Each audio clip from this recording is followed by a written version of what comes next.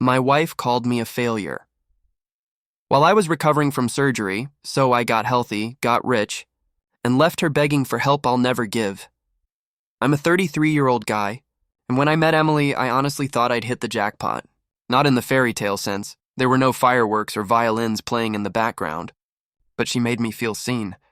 I wasn't the kind of man women usually chased. I worked long hours fixing HVAC systems, came home smelling like copper and insulation tape, and drove an old dented Tacoma with over 200,000 miles on it. But she said that's what she loved about me. She said I was real. We met at a mutual friend's BBQ. I was wearing oil-stained jeans and a flannel that had seen better days. Emily had this effortless elegance, like she belonged in a different world entirely.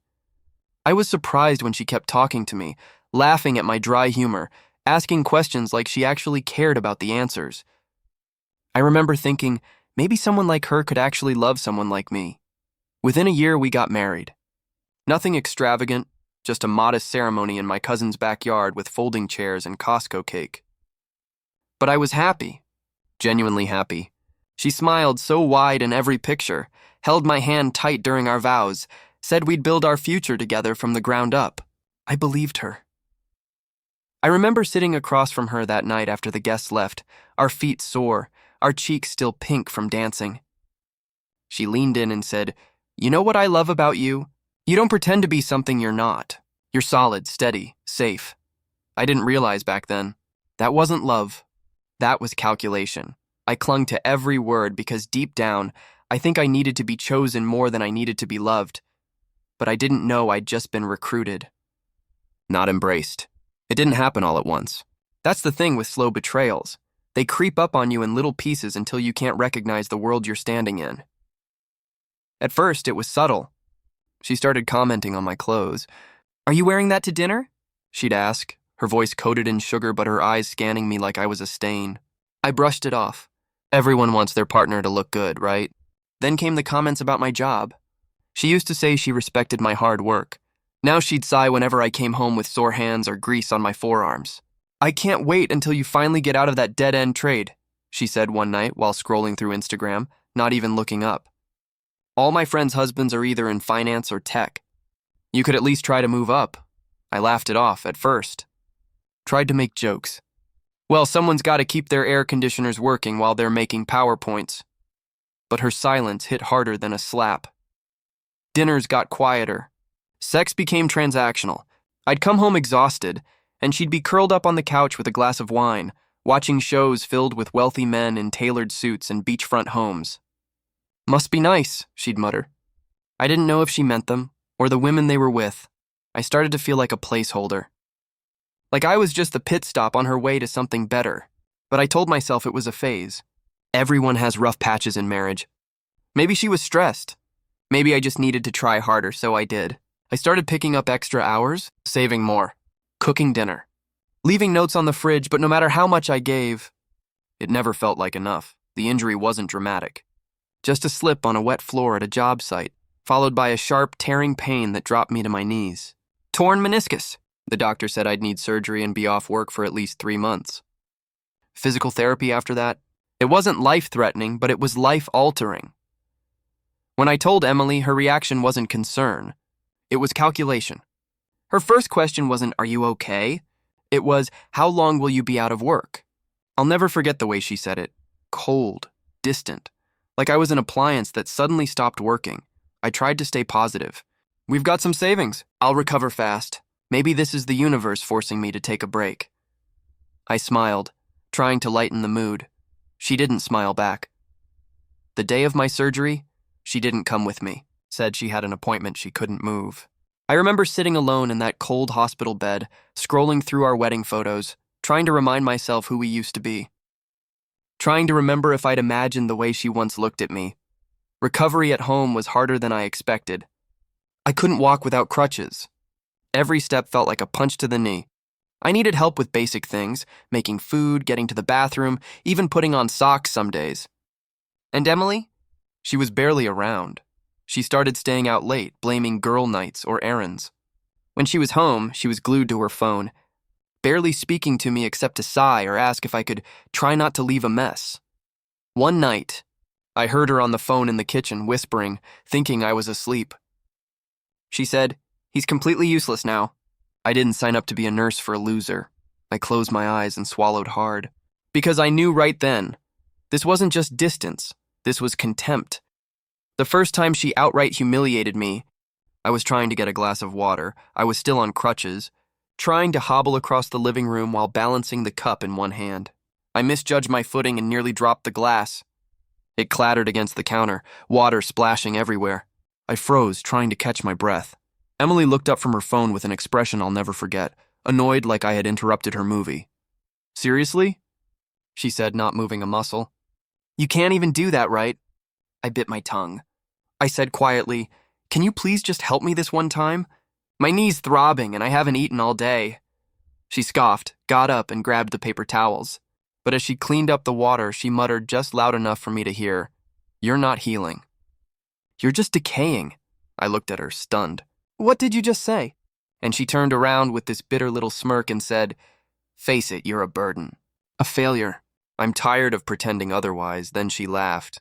Not a nervous laugh. Not a frustrated one. A cruel, honest laugh, like she'd been waiting to say that for months. It knocked the breath out of me. I didn't say anything. Just stood there, frozen, with a burning tightness in my chest and a glass of water still in my trembling hand. She walked away, still laughing. Went back to the couch like nothing had happened. That night, I sat in the dark, knee elevated, pain flaring up and down my leg. But it wasn't the surgery that hurt the most. It was realizing that the woman I married didn't just stop caring about me. She started enjoying my suffering. After that night, something inside me cracked. Not in anger, but in quiet, unbearable clarity. I stopped expecting kindness from her. Stopped reaching out. I went silent, but I started listening. Emily had become secretive with her phone. Always on Do Not Disturb. She'd get texts and tilt the screen away. She started taking calls in the kitchen, on the balcony, or in the car with the engine running and the door half closed. And I'm not proud of it, but one night I muted the TV, leaned back against the couch, and just listened. Her voice shifted on those calls. It was lighter, flirty. She laughed, real laughter, the kind I hadn't heard in months. But it wasn't for me anymore. I didn't hear a name at first. Just bits and pieces. "He's still here, yeah. No, I don't think he suspects anything. I just need to hold out a little longer." That line hit like a punch to the ribs. Hold out for what? For me to disappear? I didn't confront her. I didn't even cry. I just sat there, my leg throbbing, the walls closing in, and something deep inside me whispering, "Don't let her see you break." She was sleeping soundly by the time I crouched back into the bedroom. I lay down beside her, staring at the ceiling, her back turned to me. I realized then that I was living with a stranger. No, worse, a saboteur. Someone who didn't just stop loving me, but was actively rooting for my downfall. The betrayal wasn't loud. It wasn't dramatic. It was slow, leaking like poison through the walls of a house I built with love, and I had no one to tell. No one who would believe me. Not yet. It happened on a Tuesday afternoon. She had gone out for groceries, but I knew the routine by now. 2 hours minimum, full face of makeup, no groceries when she returned. I wasn't planning to snoop. I swear I wasn't. But her tablet was charging on the kitchen counter, and the screen lit up when I walked by. Just a single message previewed on the lock screen from someone named Matt. It said, "He's still alive?" My heart stopped. My hands were shaking as I tapped to unlock the device. No password. What followed felt like watching someone carve open my chest and read my insecurities out loud. Dozens of messages. Months of them. Her laughing about me, mocking my limp, calling me Captain Cripple. Her sending him photos of my pill bottles. Her saying things like, "I can't believe I ever thought I loved him." Sometimes I imagine him just not waking up one day. Then I'd finally be free. And him? "You'll get your freedom soon, babe. He's not a man anymore. Just a breathing expense. I couldn't breathe." I sat down, heart pounding so loud it drowned out everything else. I stared at those words, reading them over and over like they'd change. Like this was all some sick dream I could blink myself out of, but it was real. She wasn't just cheating.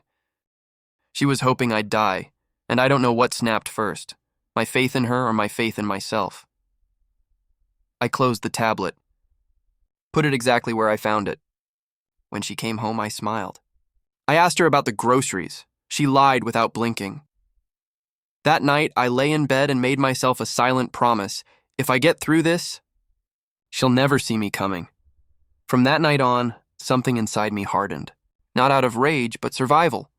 The version of me she knew, the one who begged for her affection, who flinched at her cruelty, who swallowed pain with a smile, he was gone. I started planning. First, I made a backup email, something she didn't know existed. I began forwarding screenshots of her messages to myself, downloaded them, cataloged them. I bought a cheap voice recorder online and tucked it into the cushions of the couch where she'd take her nightly calls. The recordings were worse than I imagined. More laughter, more Matt, more of her painting herself as this trapped saint nursing a useless husband. But I didn't react. I acted the same. I kept limping around, asking for help, thanking her for dinner even when it was takeout for one. She thought I was still broken. She had no idea I was documenting her descent in real time. I even started keeping a private journal, not just for legal reasons, but to remind myself I wasn't crazy. Every insult, every moment she left me stranded on the toilet for 30 minutes because she forgot I needed help, I wrote it down. Time, date, exact words. Then I found a lawyer. I didn't have much money, but I explained the situation and he took me on with a payment plan. He told me, don't confront her. Don't even flinch. Just build your case, quietly. So I did. And the irony? The more cruel she got, the more evidence I collected. She was handing me my freedom in digital form, message by message, insult by insult. She thought I was too weak to fight back, but I wasn't building revenge out of hatred. I was building my exit, one she'd never see coming, until the door slammed shut. It was a Saturday morning when she dropped the bomb. I was sitting at the kitchen table, sipping cold coffee, doing my usual routine of pretending not to notice how much she ignored me. Emily sat down across from me, looking more chipper than usual, smiling even. That smile always meant something bad was coming, so... I've been thinking, she started, tapping her manicured nails against the table. This whole setup isn't working. For either of us. I looked up, eyebrows raised. What setup? She sighed like she was being burdened with a decision far beneath her. This you, here, in the house. I'm not equipped to take care of someone full-time. And honestly, it's not fair to me. I waited. I knew something ugly was about to follow. Then she slid a brochure across the table. A care facility, not a hospital. Not rehab. A full-on residential facility for elderly and disabled patients. They specialize in long-term recovery, she said, like she was reading off a pamphlet. It's not permanent, just until you're fully back on your feet. And they've got nurses, equipment, everything. You'll be better taken care of there. I couldn't speak for a second. My chest tightened. You're trying to put me away like I'm some useless, broken thing, I said finally, my voice low. Emily didn't flinch. I'm trying to live and you're anchoring me. There it was. No more pretending. That night I called my sister. I hadn't told her much before, just that things were tense. But this time I told her everything. She didn't hesitate. Pack a bag, she said. I'm coming. 2 days later I left, quietly, no goodbyes. Just one final look at the woman who wanted me gone. She didn't even notice I was leaving, because in her mind I was already gone. My sister's house wasn't fancy. Just a modest 2-bedroom place with creaky floors and faded curtains. But when I stepped inside, dragging a single duffel bag and leaning hard on my crutches, I felt something I hadn't felt in a long time. Safe. She didn't ask for explanations. She didn't scold me for staying too long in a toxic marriage. She just hugged me tight, helped me to the couch, and brought me a plate of reheated lasagna. I broke down crying the second she left the room. It was the first time in months I'd let myself cry. I slept in the guest room, small, dusty, but mine. I stared at the ceiling fan most nights, wondering how I let it get so bad. Wondering who I even was without the identity of being a provider, a husband, or even a man in Emily's eyes. I felt stripped bare, worthless, like I had to relearn how to exist. But every morning, my sister checked on me. Her husband helped me with my physical therapy exercises. My niece, just 10 years old, brought me coloring books and said, "So you don't get bored." That made me smile in a way I forgot I could. One afternoon, I opened my laptop. Blank screen. Blinking cursor. I typed 4 words. New life starts now. I didn't know what I was doing. I had no plan. No money, no job. Just a fire in my chest and a mountain of pain I didn't want to waste. I told myself I'd rebuild. Not just my knee, but everything. But I had no idea yet how far that fire would take me, or how loud the silence would be. When Emily realized I wasn't coming back, it started with a Reddit post. One night, around 2 a.m., I wrote about my injury, the betrayal, the mental fog I was trying to crawl out of. Just raw emotion, no edits, no polish. I titled it, "My wife left me while I was healing, so now I'm rebuilding alone." I hit submit and went to bed. The next morning, there were over 3,000 upvotes and hundreds of comments. Strangers from around the world offering encouragement, advice, solidarity. One comment stuck out, "You write like a damn novelist." Ever consider freelance writing? It made me laugh, but something in me paused. I spent that afternoon researching. Freelance writing, ghostwriting, content gigs. I set up a profile on a few platforms, no expectations. I posted a sample blog about overcoming pain. Someone reached out the next day. Needed help editing an ebook. Offered $50, I took it. Then another client came. And another. $75, $100, $200. Within a month, I had steady clients and a rhythm. I wrote for tech bros, wellness coaches, aspiring influencers, anyone who needed words they couldn't write themselves. I'd work from my sister's kitchen table, a heating pad on my knee, coffee in hand, typing furiously like the keyboard was therapy. It wasn't just money, it was purpose. For the first time in years, I felt like I was building something for me, not for a woman who belittled me. Not for a household where I was invisible. I made $1,500 that first month, then $3,200 the next. I upgraded my laptop, bought new clothes, paid rent to my sister. I wasn't rich, but I was breathing differently, standing straighter. I was still healing physically, but internally. I was waking up, and I had a feeling Emily had no idea what was coming next. A year passed. I almost didn't recognize myself in the mirror anymore. The swelling in my knee was gone. I walked without crutches. I even started jogging, slowly at first, then with more confidence. I dropped the weight I'd gained during recovery. My face looked leaner. My posture changed, but the biggest transformation wasn't physical. I had a new daily routine. Wake up, stretch, write for 4 clients, lunch, more writing, read, sleep, repeat. It wasn't glamorous, but it was mine. I no longer needed anyone's permission to feel worthy. Financially, I was in a place I never thought possible. I had over $48,000 saved. I'd formed an LLC, my rates had quadrupled. Clients came through referrals now. Some even paid me up front without batting an eye.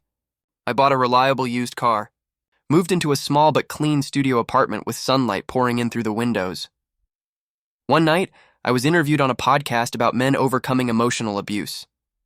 I didn't use my real name, but I spoke honestly about the loneliness, the shame, the breaking point. The host paused after my story and said, "You didn't just recover, you rebirthed." That line stuck with me. I used to think Emily stole years from me. Now I see it differently. She lit the fuse that burned my old life down. And from those ashes, I started again, stronger, smarter, freer.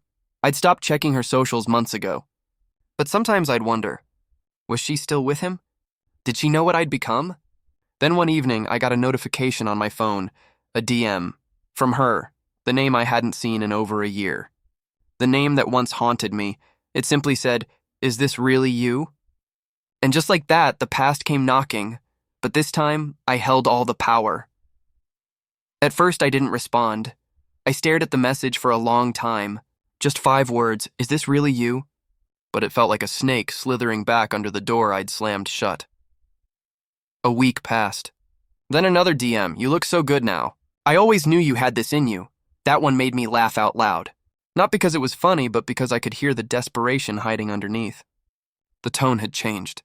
She wasn't mocking me anymore. She was testing the water, seeing if the man she left behind was still the same quiet, broken thing who begged her for affection. I didn't respond. Then came the longer messages. "I'm sorry for how things ended. I was in a bad place mentally, and I didn't know how to handle everything.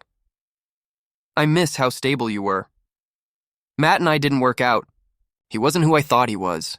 There it was, the inevitable fall. I didn't need details to know what happened. Maybe Matt cheated. Maybe he dipped the second I left. Maybe she realized too late that no one else would carry her weight like I did. She tried calling me once. I let it ring. Blocked her number right after. Then she emailed. That one was longer, an apology mixed with excuses. She said she'd been immature, that she didn't appreciate what she had, that she wanted to catch up over coffee. I stared at the blinking cursor in the reply box for a while, and then I typed just one sentence. I appreciate the apology, but I've moved on. Then I hit send, blocked the email, and leaned back in my chair because for the first time ever, I didn't need closure. I was the closure. I wouldn't have gone if her sister hadn't invited me. We'd always gotten along even when things with Emily were rocky. She messaged me out of the blue, said Emily was having a small birthday dinner at a local restaurant, and that it might be good to just talk things out. I almost said no. Almost. But something in me needed to look her in the eyes one last time, not for revenge, for confirmation that I had truly outgrown the cage she built around me.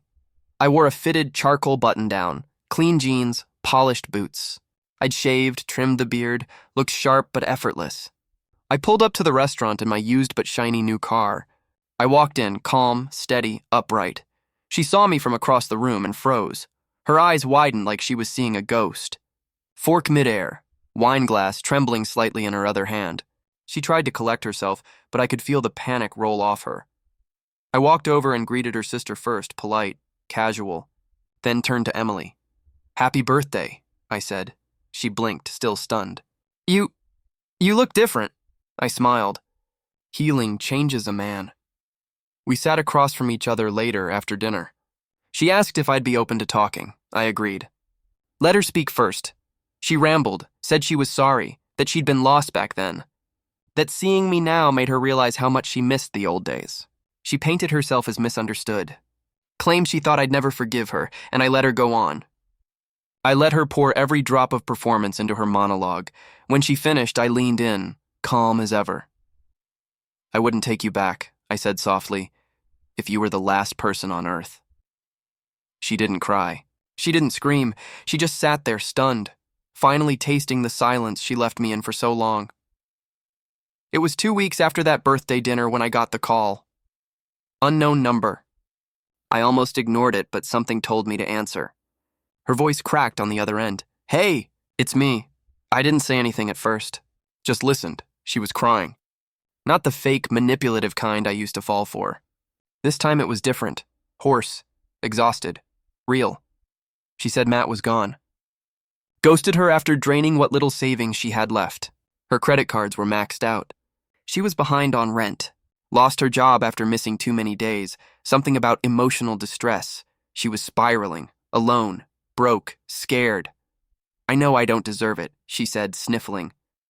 "But I really need help. Just until I get back on my feet." It was the full circle moment I never expected. The same woman who once looked me in the eye and said, "You're a burden. A failure." The same woman who laughed when I struggled to stand. The same woman who called me dead weight behind my back was now begging the man she tried to bury to lift her out of her own collapse. I took a long breath. Then I said, gently but firmly, "You believed in me when you needed someone to mock. I believed in me when no one else did. That's the difference." There was silence on the line. Not even a sob, just stillness. Then I hung up, blocked the number. I didn't feel cruel. I didn't feel triumphant. I felt free. She didn't break me. She refined me. And no, I wasn't her safety net. I was the storm she never saw coming. Sometimes I sit in my apartment, cup of coffee in hand, sunlight warming the floor, and I think about how different life feels now. Quiet, steady, mine. I don't own a mansion. I'm not driving some flashy car, but I built this life brick by brick with hands that once trembled from self-doubt. I work when I want, for people who respect me. I take weekends off. I stretch in the mornings. I laugh, really laugh, without looking over my shoulder for someone to diminish the joy. I even mentor a few young guys now, men going through messy breakups, divorce, mental health spirals. I don't give them perfect advice. I just listen. Tell them what I wish someone had told me. You are not what they made you believe you are. Emily? She's just a shadow now. A cautionary tale I tell myself on the days I start to feel too comfortable, not because I hate her, but because she reminds me of who I used to be. Blind, desperate, willing to beg for love that came with conditions and cruelty. I learned the hard way that love isn't supposed to belittle you. It's supposed to build you. And if someone sees your lowest moment and walks away, or worse, laughs at it, they were never worthy of standing beside your rise. She thought she was breaking me, but she was just stripping away the parts of me that no longer served the man I was becoming. I didn't need revenge. I didn't need her to pay. I just needed to become someone she could never reach again. And now, I've done that. The man she tried to destroy became the version of himself even he didn't know existed. People always ask me the same thing now, especially after they hear my story. Do you hate her? And my answer is always the same. No, because hate still gives someone power. And she doesn't have that anymore. I don't think about her when I wake up. I don't replay the things she said. I don't check her social media or wonder who she's with now. I used to live in that loop, stuck in that obsessive why spiral. But healing taught me that closure doesn't come from understanding them. It comes from understanding yourself. I see now that she was never really in love with me, only with the idea of what I could become for her. A provider, a stepping stone, a silent, obedient man who wouldn't challenge the way she belittled him. But I broke that mold, and in doing so, I found something I never had before, not just freedom, but peace. I still remember the version of me that sat on that hospital bed, scared and alone. I wish I could go back and hug him. Tell him, it gets better. You'll rise, you'll rebuild, and one day she'll beg for the very thing she threw away, and he wouldn't believe me. But now I live it. I don't hate Emily, but if she ever needed saving, she'd have to find her lifeline elsewhere, because I gave her everything once.